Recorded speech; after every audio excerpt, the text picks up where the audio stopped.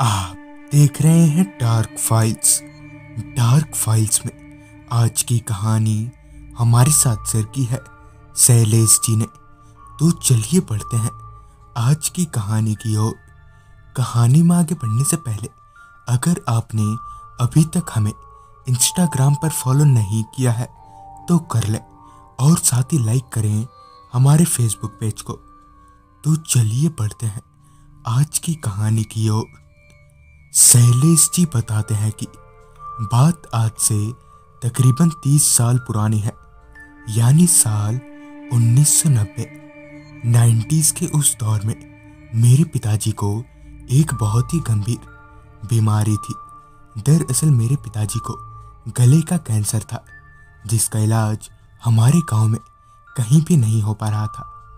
आखिरकार किसी तरह मैंने थोड़े पैसों का इंतजाम किया और पैसों का इंतजाम हो जाने के बाद पिताजी को मुंबई ले जाने का तय किया। मुंबई पहुंचकर मैं सीधे पिताजी को अस्पताल ले गया। पिताजी को अस्पताल में भर्ती करवाने के बाद अब मुझे तलाश थी तो बस एक किराए की रूम की, जहां से मैं डेली अस्पताल आना जाना कर पाऊँ। मैंने बहुत जगहों पर रूम देखा, मगर उन सब का किराया काफ़ी ज़्यादा था और मेरे पास इतने पैसे नहीं थे कि मैं ये रूम ले पाऊँ। कि तभी मुझे याद आया कि मेरा एक दोस्त हेमंत यहीं मुंबई में रहता है, तो क्यों ना उससे बात की जाए। लिहाजन मैंने उससे कॉल किया और पूरी बात बताई, जिसके बाद वो मुझे अपने घर में रखने को मान गया।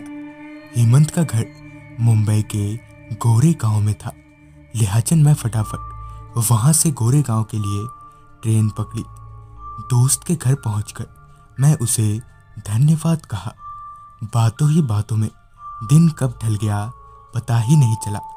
रात के यहीं कोई 9 बजे के आसपास मेरा दोस्त अपने काम पर जाने की तैयारी करने लगा। दरअसल हेमंत यहाँ सिक्योरिटी गार्ड का काम करता था और उसकी नाइट ड्यूटी थी।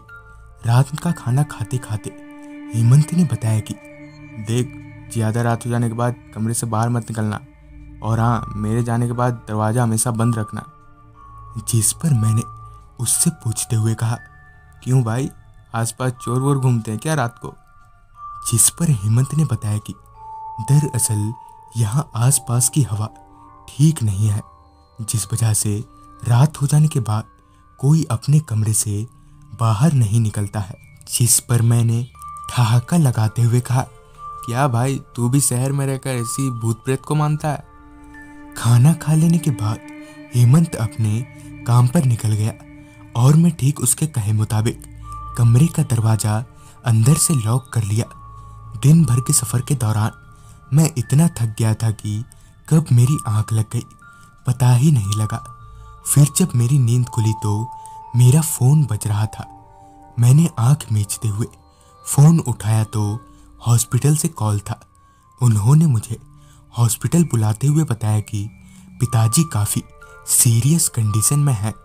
लिहाजन मैंने फटाफट ड्रेस चेंज किया और बाहर से दरवाजे को कुंडी लगाकर निकलने लगा।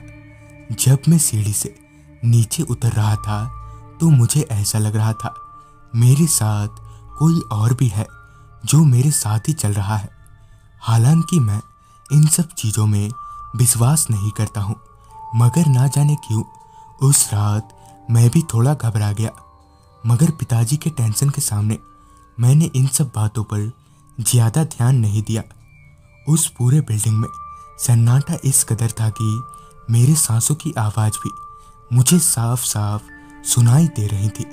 मैं उस बिल्डिंग से बाहर निकला तो बाहर भी उसी तरह का सन्नाटा था। कुछ देर चलने के बाद मैं स्टेशन पहुंचा। स्टेशन पहुंचते ही सबसे पहले मेरी नज़र घड़ी पर गई तो वक्त हो रहा था रात के 1:45 बजे का। उस पूरे स्टेशन पर सिवाय मेरे कोई इंसान नहीं था। सारे के सारे टिकट काउंटर्स बंद हो रखे थे। लिहाजन मैं वहीं बैठकर टिकट काउंटर खुलने का वेट करने लगा।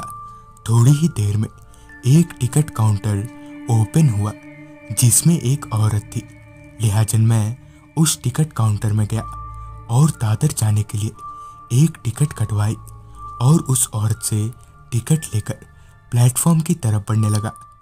प्लेटफॉर्म पर पहुंचकर मैं वहीं के एक बेंच पर बैठ गया। लगभग 15 मिनट के बाद दादर जाने वाली एक ट्रेन आई जिसमें मैं सवार हो गया। उस ट्रेन के सारे सीट खाली हो रखे थे, यानी सिवाय मेरे उस ट्रेन में और कोई इंसान नहीं था। मेरे सीट पर बैठते ही ट्रेन वहां से खुल गई। उस पूरी बोगी में खुद को अकेला पाकर मैं थोड़ा डरने लगा था। मैं अभी खिड़की से बाहर देख ही रहा था कि तभी मेरी नज़र मुझसे थोड़ी दूरी पर बैठी एक औरत पर गई। मुझे उस औरत को देख काफ़ी हैरानी हुई क्योंकि थोड़ी देर पहले तक तो ट्रेन में कोई भी नहीं था। फिर अचानक ये औरत कहाँ से आ गई। चौंकने वाली बात तो ये थी कि ट्रेन अब तक कहीं रुकी भी नहीं थी।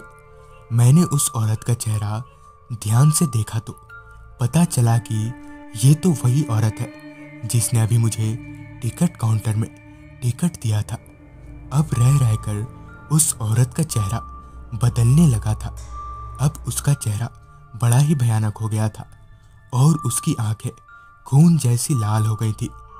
वो औरत अपनी सीट पर से उठी ही थी कि तभी ट्रेन जोगेश्वरी स्टेशन पहुंची, जहां से दो लोग ट्रेन में चढ़े।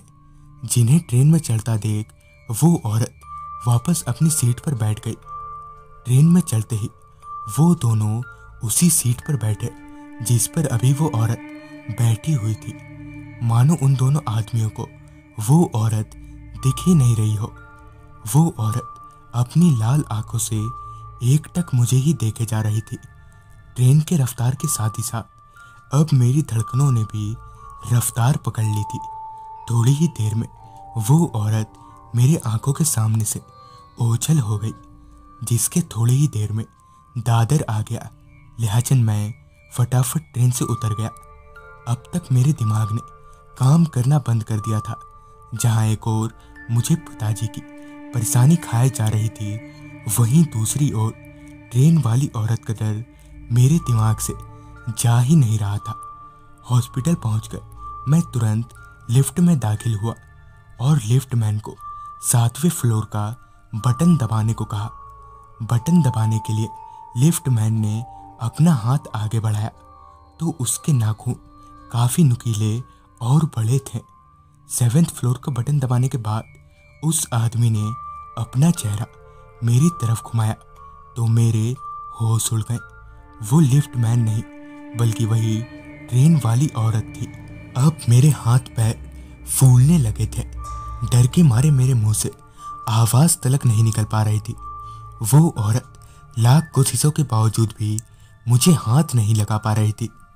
7वें फ्लोर आते ही मैं भागकर लिफ्ट से बाहर आ गया। मैं पिताजी के पास गया तो पता चला कि अब वो नॉर्मल है।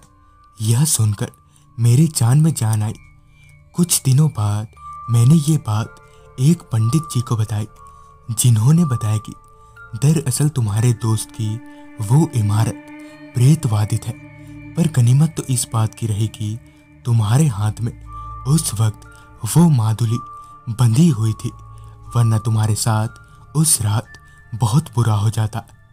तो दोस्तों, ये थी शैलेश जी की भेजी गई कहानी। अगर आपके पास भी ऐसी कोई कहानियां हैं तो हमारे साथ ज़रूर शेयर करें। तो मैं आर्यन जल्द ही मिलूंगा आपसे ऐसी ही एक कहानी लेकर।